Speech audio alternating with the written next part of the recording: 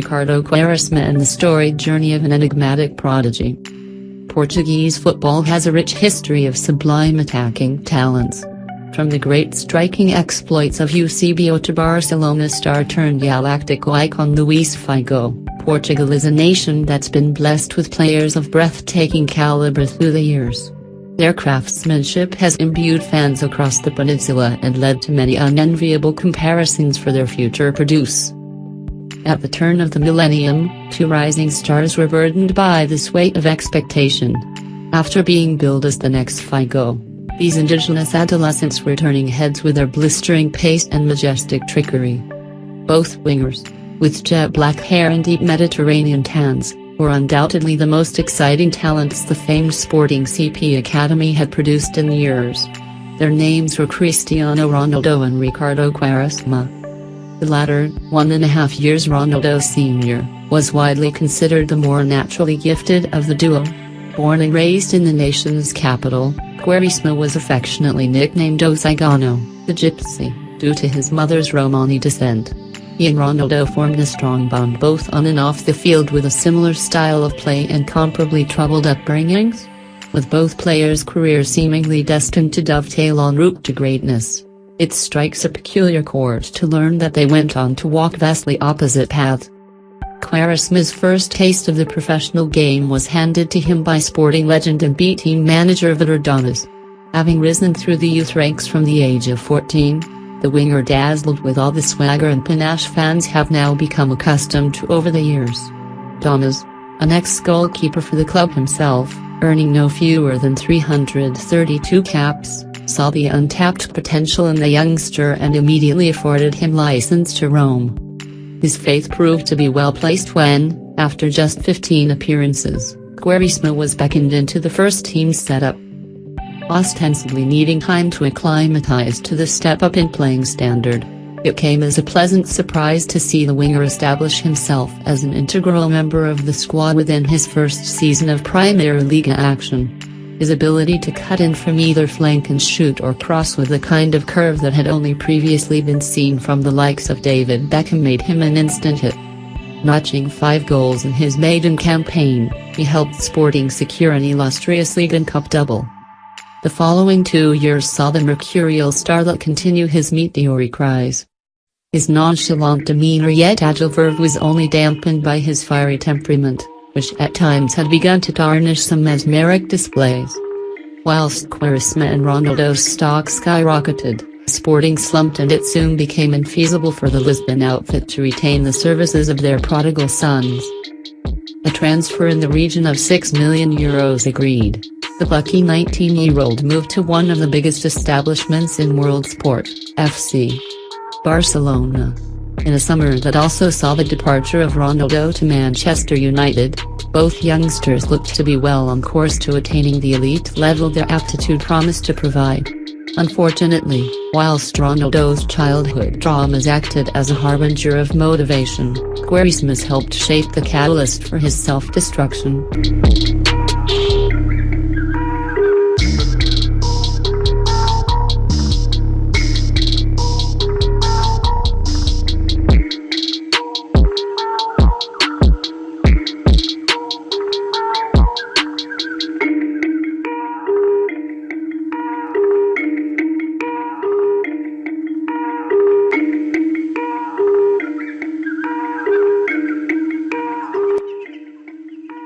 O Cigano joined the Blaugrana at a time of change, with newly elected club president Joan Laporta seeking to aid the Catalans' ascent after a period of decline.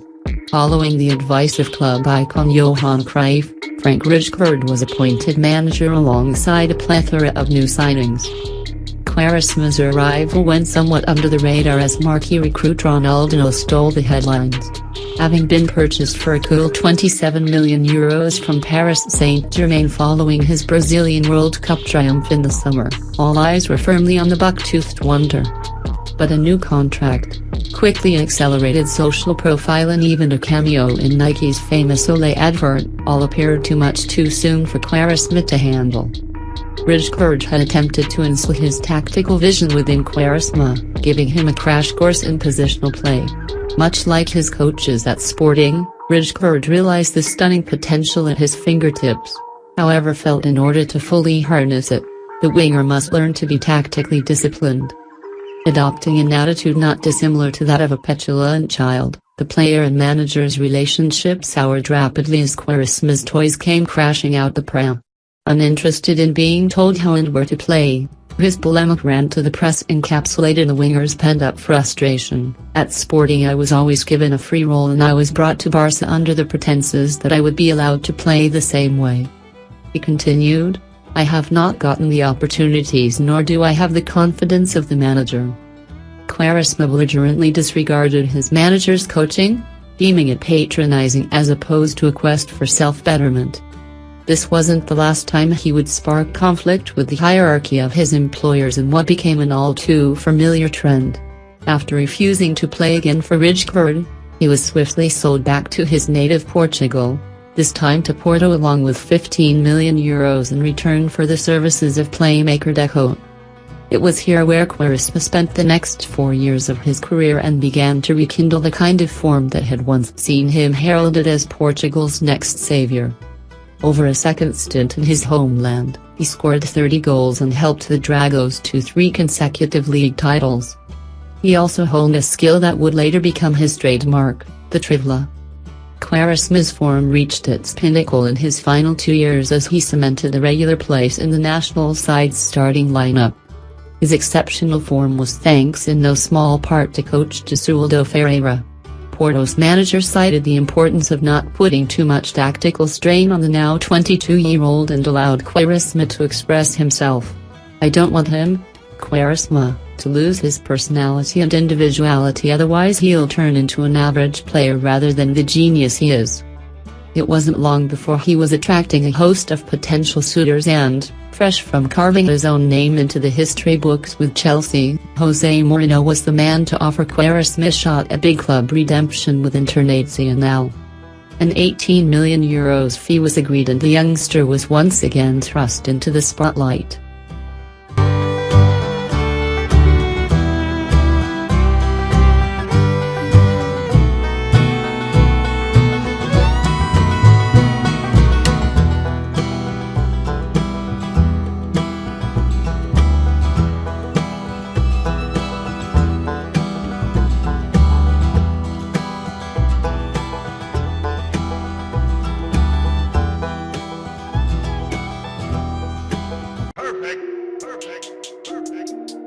Frustratingly, his time at Inter played out in near-perfect symmetry to that of his spell at Barcelona.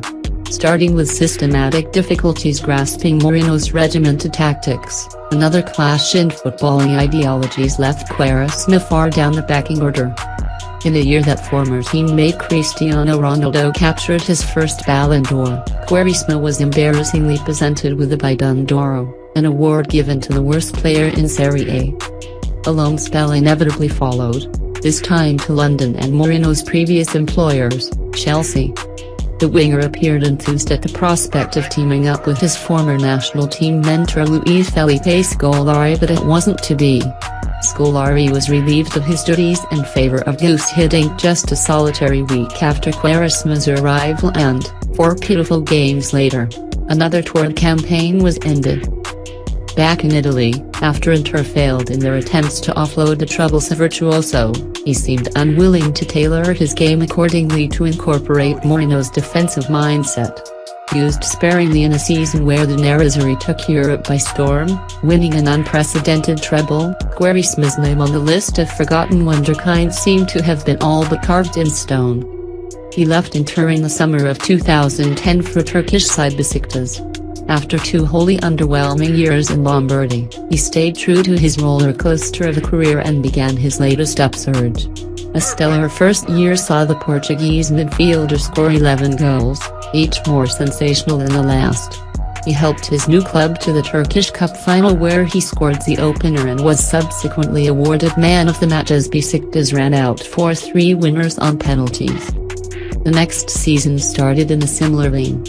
Using every ounce of his guile and creativity, Quaresma would leave defenders and fans alike dumbfounded as he jinked and scurried his way past challenges before beginning his onslaught on the opposition goal. The selfish predictability showcased at Inter and Chelsea looked a far cry from the rejuvenated, incalculable, savvy speed merchant sporting fans remembered so fondly. It wasn't to last, though. In Besiktas' last 16-fixture Europa League against Atletico Madrid, Quaresma was hauled off at halftime. Trailing 1-0, Ozigano was unable to control his inner rage, breaking into a vehement tirade branding manager Carlos Carvalho worthless before allegedly hurling a water bottle in his direction. The ugly scenes left the player and coach's relationship in tatters and, for the third time in little over 8 years, Quaresma found himself at loggerheads with his boss. On this occasion, the board showed its folly and opted to side with their star man as Carvalho was duly dismissed.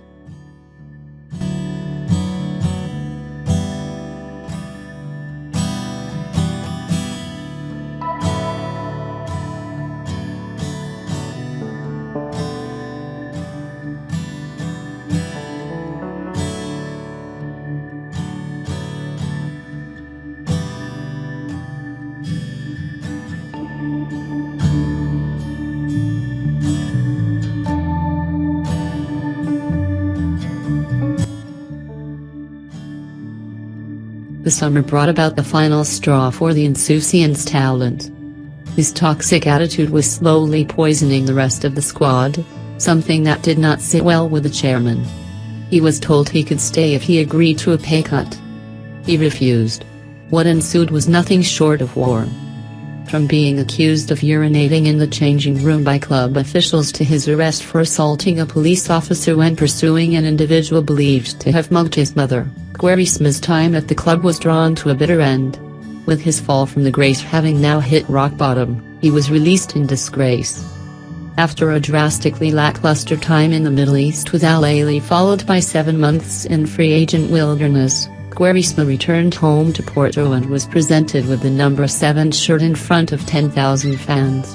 It was perhaps apt, then, that the club which gave him the original springboard to get his early career back on track provided the 30-year-old with yet another chance of a rebirth. The next season and a half broadcast the wonderful ability of the now seasoned veteran as he captured the joy of supporters but also the regret when the question of what if was raised. Having supposedly quelled his indignation from years gone by, an incident in 2014 made him descended into yet another apoplectic fit. After being racially abused for his gypsy heritage, Quaresma had to be restrained by friends and officials as he confronted Fernando Marçal. After cooling down he later stated, "When I hear people say there's no racism these days it makes me laugh. When something happens in Portugal it's always the fault of gypsies, blacks, immigrants. It's tough to live with this." For all his flaws, Quaresma is extremely proud of where he comes from and fiercely loyal to those he respects. Having rejoined Besiktas in 2015, it seems Ozigano may have finally matured. Reflecting on his misspent yesteryears in an interview with Ojogo, he recently confessed, "I didn't have the patience at Barcelona, I couldn't bear being on the bench. It was an idiotic attitude. Perhaps I could have done more with my career but in life there are opportunities that either you take or they pass by and sometimes we fail at those." Reinvigorated and with his newfound moral compass, Quaresma was selected for his nation's Euro 2016 campaign. An extra-time header against Croatia and match-winning penalty versus Poland helped Portugal on the way to claiming their first major international title. If his first spell at Besiktas was his nadir, then that marked his apex. He's continued his international journey into the 2018 World Cup, showcasing both his magic and his madness. For all his trials and tribulations, this is a player who should be remembered for his graceful elan rather than the sinful inability to kowtow. Despite his stoic past, Quaresma's raison d'etre is, and always will be, his seamless ability to embellish football pitches with a kind of artistry we're only used to seeing from world-class entities.